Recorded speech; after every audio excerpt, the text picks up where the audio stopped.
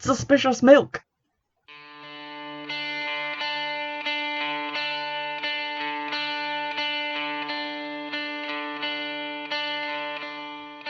Hello everybody and welcome back to Witchfix. Today I'm looking at another movie because, to be honest, I just don't feel like reading at the moment. I've got enough on without trying to read stuff. Also, I've been trying to read like the same novel for the last 2 months, so that's not going too well. But I am making serious inroads into the old movies, so I thought I'd continue with that. And today I watched The Woods from 2005-2006, depending on where you're looking. It's a certificate 15 and it's an hour and 27-ish minutes long. A horror film, to be honest, not that scary, but it is quite a good movie, and I'll be going through the plot with you in a moment. As for the people in it, most notably Patricia Clarkson and Bruce Campbell. Patricia Clarkson, who you might remember from playing the mum in Easy A, and most notably recently in the Maze Runner trilogy. She was kind of like the face of the evil organisation that was Wicked. She's a great actress. Love her. She may be a witch because she doesn't appear to be aging. I digress. Bruce Campbell, most notably for the Evil Dead series as Ash. He's also in this for the longest time. Like at the beginning of the movie, he just doesn't talk, and I just assumed he was just like a silent character who does nothing but drop his daughter off at a boarding school, but he does come back and he does have lines, so that's very exciting. And also Agnes Bruckner, who I think is playing the main character, Heather, who I swear I've seen in something else. Cannot work out what that is, but whatever. So the story, as told by the back of the DVD case, which we've previously learned is never reliable, is this. The woods come alive in this frightening psychological horror story of a young girl with a marked soul. Fulburn Academy is a prestigious all-girls boarding school, nestled deep within the forest. Its newest student, Heather Fasulo, Agnes Bruckner, isn't like the others. She hears voices. Left by her parents, Bruce Campbell and Emma Campbell, under the menacing watch of headmistress Ms. Traverse, Patricia Clarkson, and her eerie staff, she quickly realises that nothing at Fulburn is what it seems. But when her classmates begin mysteriously disappearing into the forest, Heather will uncover a horrifying secret and receive an education in terror. At Fulburn, the biggest lessons to be learned is that there is no escaping the woods, and the tagline on the front is "Private School, Deadly Lessons." You know, so we're in for a good one here. I found this just by googling like films that have witches in them, and then for half the movie I was slightly worried that I had been lied to, because there's nothing in the description that seems to suggest witches, but there are witches in this movie. They just don't do a lot of witch stuff, as we shall see. Before I get into the plot, I'm just going to give trigger warnings for suicide, which is discussed, and there are also images associated with same, and an instance which I guess could be considered similar to sexual assault, but is basically just someone being forced to take medication, which we'll see in a minute. So we see at the beginning of the movie that Heather, the main character, is sleeping and appears to be dreaming or remembering something as a dream, where she's walking along through a forest with a big sloshing gas can and sloshing gas everywhere and setting a fire. We then cut to her being driven to Fulburn Academy by Mr. and Mrs. Bruce Campbell, and they meet Ms. Traverse, who is sort of outside of the school. They show them into the school, and there is ivy growing through all the windows, which you'd think someone would take care of, but it is quite creepy looking, so I'll give them that. What annoyed me is that none of the normal characters, i.e. the ones who are not witches, comment on the ivy. It seems like that's something that they would notice, but there we go. We learn that all the teachers at the school used to be pupils. I didn't learn any of their names aside from Miss Traverse, so I'm just going to be referring to them by what subject I thought they taught. Ms. Traverse questions Heather separately and says she seems to be a bit of an arsonist, and that she nearly set the house on fire after an argument with her mother. There seems to be quite a tense relationship between her and her mother, and they don't seem to get on very well at all. And then Ms. Traverse asks Heather if she's gifted, because her father isn't as rich as he pretends to be, and she will need a scholarship in order to attend the school. Ms. Traverse then gives Heather a test on some of the lumpiest homemade looking paper I've ever seen.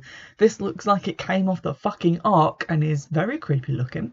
It's basically just lots of questions which all have 4 shapes underneath, and the questions all seem to be like which represents this, that, and the other to you. I couldn't really get a close look at it, but the shapes all appear to be kind of strange looking, and one of them is a pentacle, so maybe they cribbed different occult symbols from various places. She leaves Heather alone to do this test, and Heather then quickly circles the second and third shape in alternate rows, so it doesn't really seem like she cares very much. But she does get a paper cut on the world's lumpiest paper and bleeds all over one page of it. So then Miss Traverse comes back, looks at the test and seems satisfied, so I feel like this is something to do with blood and not the test itself. Now that it's been decided that Heather is going to stay at the school, she's asked to change into a uniform and taken to a cafeteria where all the girls are gossiping. What struck me is that all the girls are drinking milk. Like, there's a lady going around with a jug saying, "Don't forget to drink your milk." So if this milk doesn't have drugs or poison in it, I will be very surprised, because who enjoys drinking milk? Ugh. Anywho, we are then introduced to two other girls at the school. One is Marcy, who has dark hair and seems quite nervous. She talks to Heather and asks her if she took the scholarship exam. And then a blonde bully called Samantha comes over to make fun of the fact that Heather has red hair, which feels like a very kind of 90s thing to do in what is ostensibly 2005, although the film is set in 1965, so this is just very confusing. But she asks Marcy if Heather's pubes match her hair, and then calls her Fire Crotch, which is a nickname that will be used on her throughout the movie. I feel like they could have chosen literally anything else to bully her about and it would have been more effective. Maybe that's just my ex-Ginge talking. Samantha ends this sort of verbal altercation by purposefully knocking Marcy's milk over, which is mean, but, you know, that milk probably has poison in it, so she's probably saving Marcy's life. There we go. We then see that Heather hears voices, like seemingly in the wind or in the rustling of the trees, and then sort of has these weird dreams of she's running in the woods, but then there are other girls running in the woods who seem to be wearing older versions of the school uniform, so I feel like she's seeing some sort of historic event happening. When she wakes up, she sees a girl sitting on a bed in the dark in the far corner of the room, and just walks over there because that's something you definitely want to approach. The girl is covered in blood. She has blood all over her hands and all over her feet. And she says, "This is my bed." And then Heather decides to, I guess, form some sort of tete-a-tete with this spooky spectre by going, "Oh, it's a nice bed."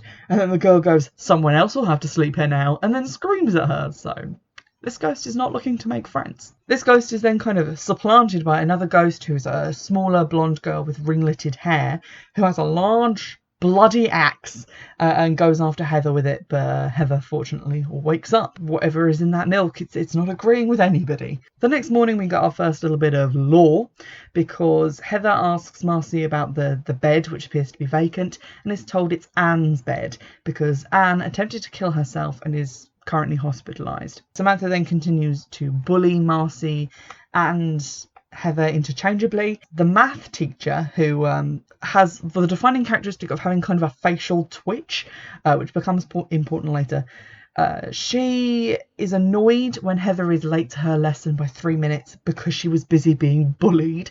And then gives her a demerit because her blouse is untucked, and then when she tries to tuck her blouse in, yells at her for being trashy for tucking her shirt in front of people, and sends her to the headmistress. Like, this woman goes full on apeshit over this blouse thing. Nothing really comes of that. I don't really know why she was so serious about it. But after she's been sent to the headmistress, she says, you know, she's in trouble already. She'll call her parents and they'll come and take her home. The headmistress then allows her to call her mum, but the mum basically just says that she's caused a lot of trouble, she's happier without her. And when Heather kind of breaks down in tears and says she misses her friends, her mum tells her she has no friends to miss, and then hangs up. Her mum's kind of a bitch. After being dismissed and quite understandably upset, Heather runs into the woods, but then when night falls, she hears creepy laughter and sees these girls in historic clothing running around in the woods. So she flees and eventually ends up back at the school where all of the teachers are waiting outside for her. Marcy then tells her that she shouldn't run into the woods because they're dangerous and that the school is a lot better than being at home. Then Heather wishes that her mother was dead, which, I mean, fair given what we've seen.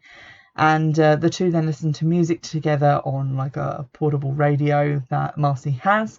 And we get a little montage to You Don't Own Me, where they seem to be like bonding and, you know, just having a great friendship time. And that's a class song, so I quite enjoyed that. While playing volleyball outside in the grounds as, I guess, part of PE, Samantha gets a look from the head and one of the other teachers and then spikes the ball into the woods so that Heather has to go get it. And when Heather gets close to the edge of the woods, she hears the voices whispering again.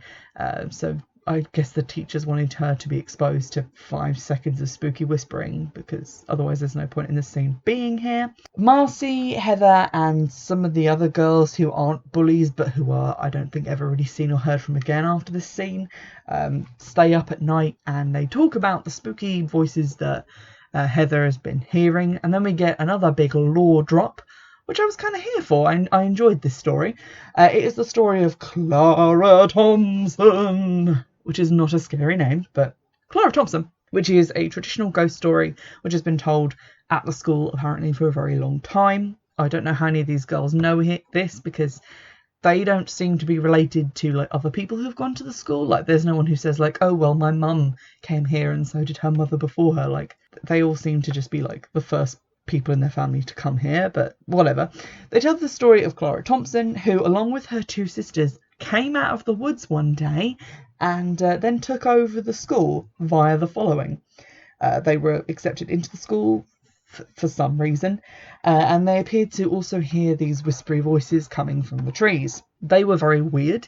They were ostracised and at one point were caught by other girls at the school doing a strange ritual, which we don't get to see. But we do see them getting pelted with rocks and what might be manure, so I guess we can all know where that went. Clara then, for revenge, offered the souls of all of the schoolgirls at the school to the forest, and then they all followed her into the woods, and when they all came out again, they were kind of her puppets. They seemed to be possessed, and she chopped the headmistress up with an axe and threw her in the well. So that's all creepy and cool, and I was looking forward to some more lore on that, some expanded storytelling, maybe about where Clara and her sisters had come from. Where did they go? Where did they come from? Cotton Eye Joe. But we never get that, so that's basically all we get of her story. During the telling of this story, we hear the voices say, "I'm so proud of you, Heather," and Heather snaps a pencil, appearing to be stressed by this. It is quite hard to tell a lot of the time what the voices are actually saying, but I think I got that one right. When a girl called Barb asks her, you know, if she's scared of the woods, they dare Barb to go into the woods, but nothing really comes of this, because as soon as they all go outside, they run into the headmistress on the edge of the tree line and then all bolt back to bed. The next day, Heather is escorted to a kind of greenhouse off of the biology lab to meet with the head teacher, Ms. Traverse, as part of an advanced course which she has to attend in order to keep her scholarship. This course seems to consist entirely of Ms. Traverse asking her uncomfortable questions, because Heather says that her mum was convinced to send her to this school by some woman who visited like her original school, and then Ms. Traverse drops some home truths on her by saying that a loving mother would never abandon her child, so why would your mother leave you here? It's because she's afraid of you. Meanwhile, the voices kind of amp up for Heather, and you hear them saying things like, kill her, kill your mother, serve us, we love you. The head then asks about the voices. Heather sees a brief vision of Clara and then kind of snaps out of it and demands to know what's going on, to which Ms. Traverse apologises for scaring her, but then nothing is really said or done about this after the fact. Just outside the greenhouse, while she's hightailing it out of there, Heather runs into Samantha, and Samantha is quite aggressive and asks her if she's special enough. Says she looks like she's seen a ghost, so obviously Samantha knows something about what's going on. And then in class after this, Heather does the pencil bit from the craft. She balances it on the point, but she ups the ante by balancing a whole eraser on the top of it. It's never really explained why her ability to balance things is so important, but we are shown many examples of it throughout the movie, which is weird, and I would have liked some sort of explanation for that. We then cut to choir practice, which Marcy seems to be heavily involved in. She has like a lot of very choiry solos, I guess. But at this particular choir practice, Anne, the student who has the bed that has gone empty so far, is reintroduced into the populace under police escort for some reason. And then Marcy says that Anne can't actually go home because her parents are dead, which is a little bit foreshadowy. Samantha then continues to harass both Marcy and Heather, but Heather's had enough, and after Samantha throws a glass of milk in Marcy's face, because it's all about the milk, guys, suspicious milk, Heather has had enough, jumps up and punches Samantha in the face. The two then go at it on the floor for a little bit, and to be honest, Heather seems to be winning. And no one seems to want to break this up until the maths teacher turns up.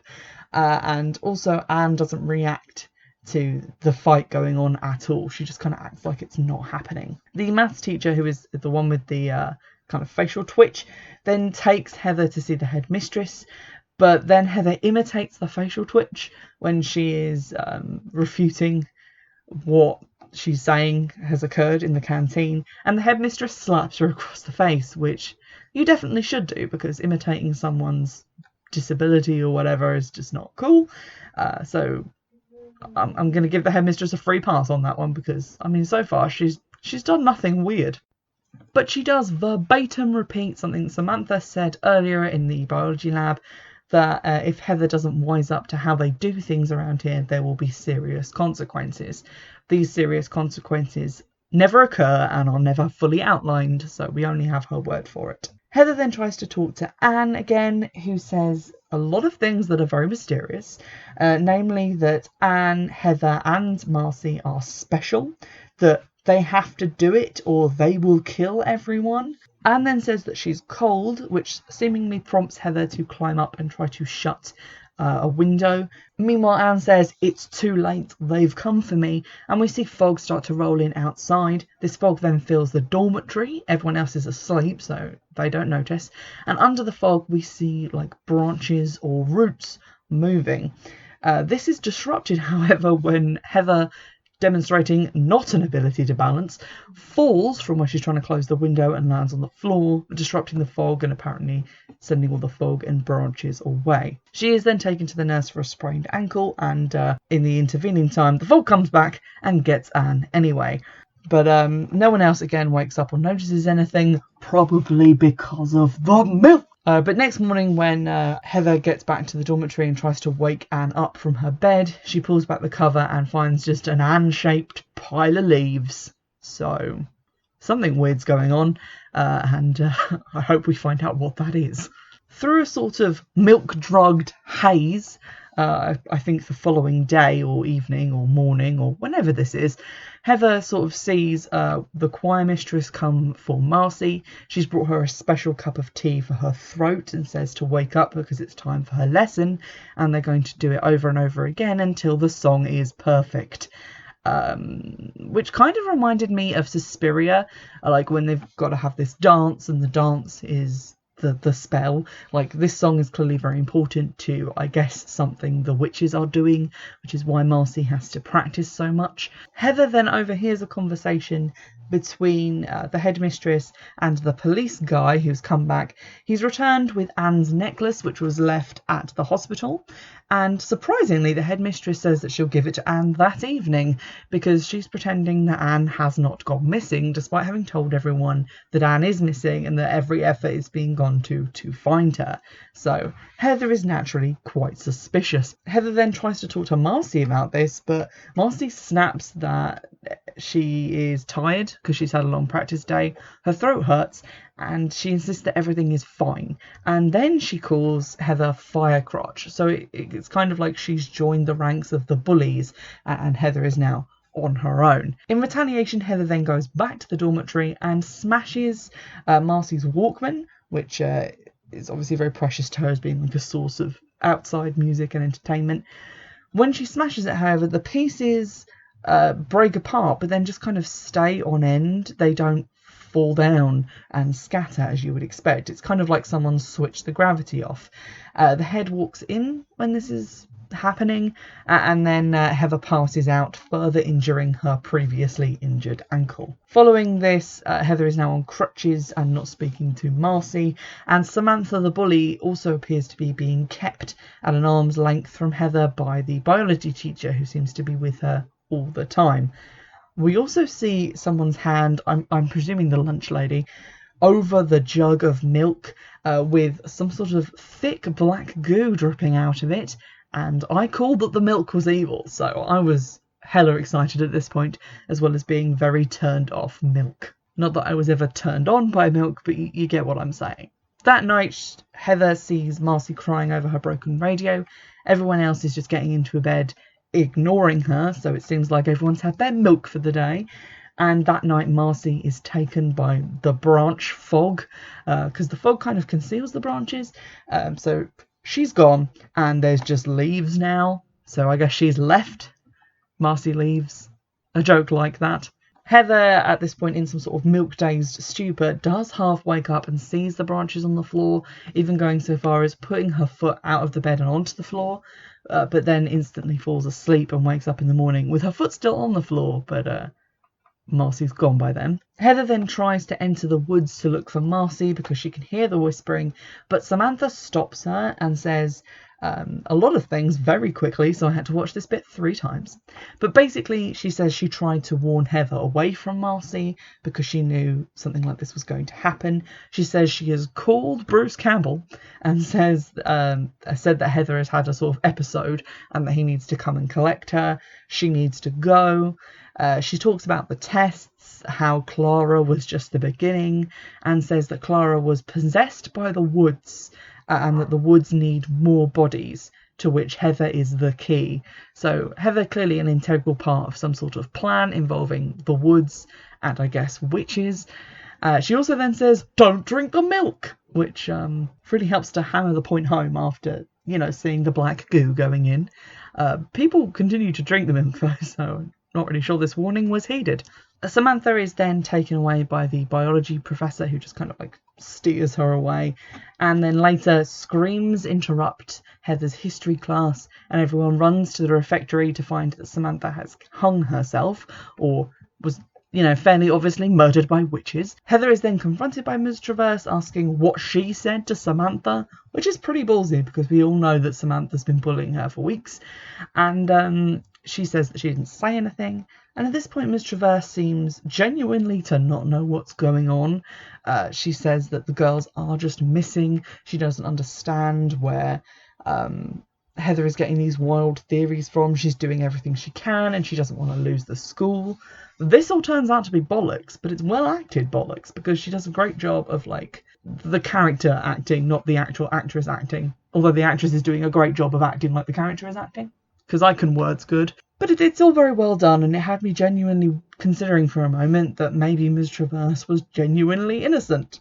But she guilty as fuck. The policeman called Robert, we learn his name, so obviously he's for the chop. He then turns up, and Heather very pointedly asks him how the search for Anne and Marcy is going. Obviously he had no idea they were missing, but the head covers for this by saying that they actually vanished after Samantha killed herself, and that they were seen running into the woods, and that he will be shown exactly where they've gone. So he's marked for death. He then drives around in the woods for a little bit, and then a tree branch falls on his car, and then a bunch more do, and then he is impaled. So Robert's down. Heather then looks at the scholarship tests. God only knows how she gets access to this. But she sees that although all of their answers appear to be different, there is blood in the same place on hers and Marcy's. So it does seem like something to do with their blood is how they're being chosen, but this is never further elaborated on, which is kind of disappointing. Bruce Campbell then comes to collect his daughter, which he duly does, and they leave. But they do manage to get lost, even though he's been to this school at least twice. I guess because the forest is now against them. Her mum is also snapping at her for, I guess, failing at being in a school full of murderous witches. And then a tree seemingly growing out of the middle of the road causes the car to veer off. The car then comes to a complete stop, but then appears to be flipped by I'm guessing an evil tree, but it's kind of hard to tell because it's quite dark. It's kind of unintentionally funny because the tree is kind of pulling Heather's mum out of the car while Heather is unconscious. While she's being pulled, flailing and screaming out of the passenger side window, Bruce Campbell can very obviously see up this poor woman's skirt, and then she kicks him in the eye with her high-heeled shoe. So I just found it quite funny. But she gets taken and killed, and her body is dropped on the bonnet of the car. Heather then wakes up in hospital, and when the nurse refuses to tell her where her parents are or if they are alive, which 50% of them are not, she gets out of bed and goes looking. She locates her father, but then is dragged away by concerned medical staff while she has some sort of screaming fit and is then forcibly sedated and put back in bed. Meanwhile, Ms. Traverse kind of corners the dad and cuts her hand open, placing her hand over his mouth so that he ends up eating, I guess, a lot of her greenish black blood, which I don't think would agree with anyone, and seems to send him into a comatose state. Heather then wakes up from her sedation, hearing a voice in her head that says, "It is time," which is never good. She is taken by Ms. Traverse, seeing her father on the way out, now catatonic in a wheelchair. She's assured that this is just temporary, and I definitely believe her. And then Ms. Traverse and Heather have a sit down at the school, and she's given some stones to balance, which she then balances, because she's good at balancing things. Somehow this makes her the key to this tree ritual. I am nonplussed. She then does the classic, I appear to be conforming and drinking my skanky chunky milk and following the rules and accepting that my bed is now the fog bed in the fog corner where people get fogged. So it seems like she's just getting along with things finally, but it's all a ruse. She forces herself to throw up the cursed milk, which includes a leaf, which is truly weird and disturbing. She also reveals that she is fully dressed under her pyjamas and then tries to climb out of the window that she fell down from before. The window is not having this and bitch slaps her back into the room, which is hilarious. Tree branches / rooty things start coming in through that window and essentially chase her into a bathroom. Then they start coming in through that window and eventually get her. The effects for this look great, to be honest. I think it's all CGI. It doesn't seem like there's real branches in there, but it looks very good. It looks quite expensive, so that was quite pleasing to see, because there had really been like no effects so far, and it was kind of good that they didn't fall apart at this crucial moment. After Heather is captured, we see her dad in the hospital again, but he throws up a bunch of black goo and a twig, which is worse than a leaf, I think we can all agree. He then escapes the hospital and appears to be going to the school to rescue her, because obviously he now knows that something is very wrong. Ms. Traverse then appears to Heather, who wakes up in, I'm guessing, like the final ritual site. Unclear where they are, but I'm guessing the woods, because probably the woods. We then get some kind of confusing speech from Ms. Traverse, but it's being intercut with so much whispering that I struggle to make it out. But basically, from the image overlay, it's pretty clear that Ms. Traverse is Clara Thompson, and that her aim here is to perform a ritual that will allow, she says, others, doesn't really specify who, to be free and to fully enter the world. So some sort of spirits of the wood, essentially, that she's trying to free with whatever ritual she's doing. This ritual appears to involve Marcy singing while wrapped up in roots, which was kind of creepy and cool. But also Anne is there, and she just has a bunch of like sprouts growing out of her, and I was a little bit annoyed that Marcy kind of had this purpose of being there. She was there to sing the song as part of the ritual and didn't really have a defined role. Maybe her role could have been like a ritual dance, or her role could have been, I don't know, a fucking PowerPoint presentation. But I felt like she didn't have one, so there was very little reason for her to be there.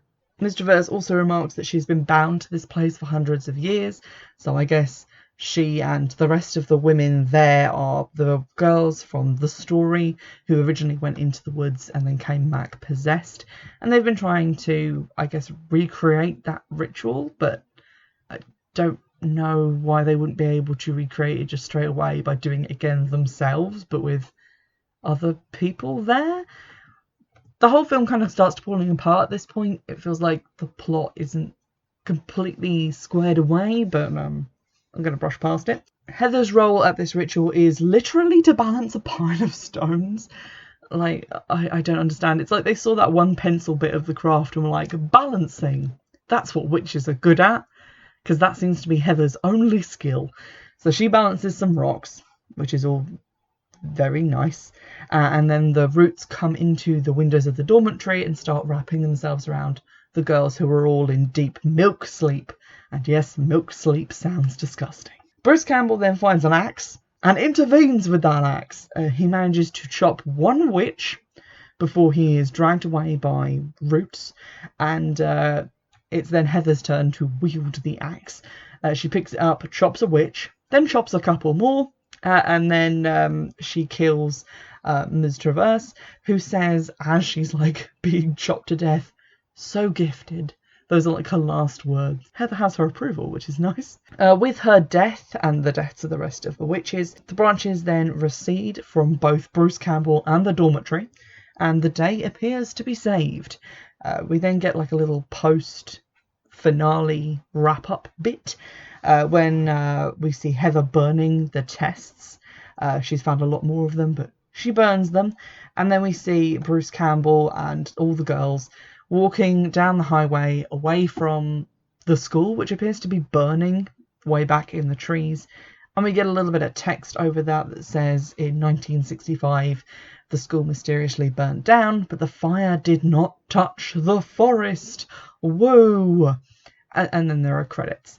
And delightfully, they play You Don't Owe Me again, which is still a great song, so double song points. Overall, I think this is quite a solid film. All the acting is really good.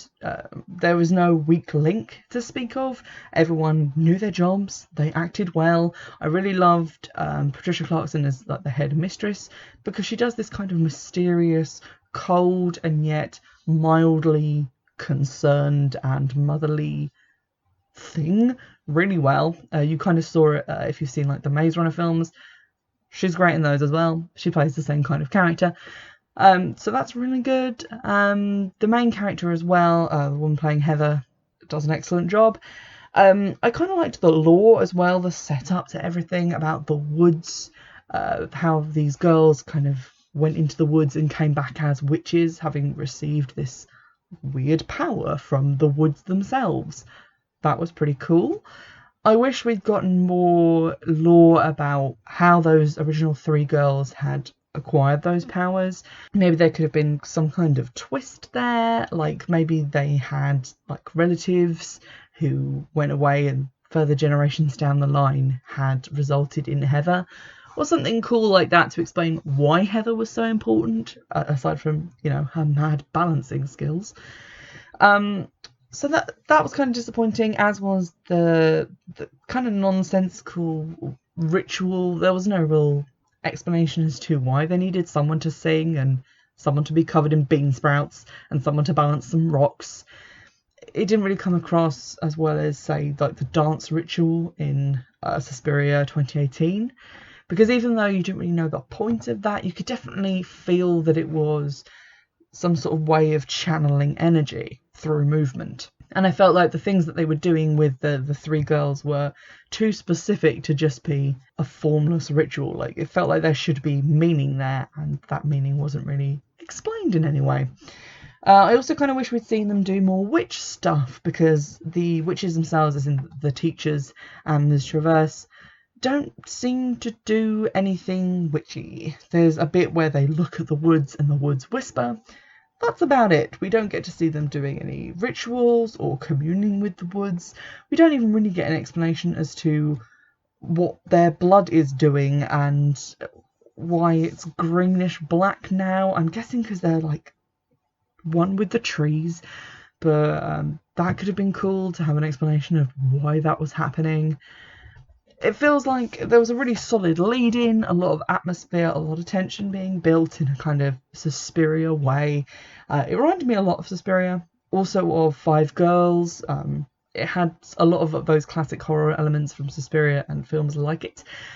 But then the ending kind of scrabbled to try and make that all make sense, and in the end didn't really manage to. So that was a little bit disappointing, but up until that point, pretty solid and enjoyable film. Is it witchy enough? I don't really think so, but it's far from being the least witchy film we've looked at, so let's just put that there. I hope you've enjoyed this episode. If you can think of any other films about, you know, scary trees, or even better, haunted milk, then please do get in touch. You can do so in the normal ways, Twitter or by email, both of which are in the description box, and I'll see you in the next episode.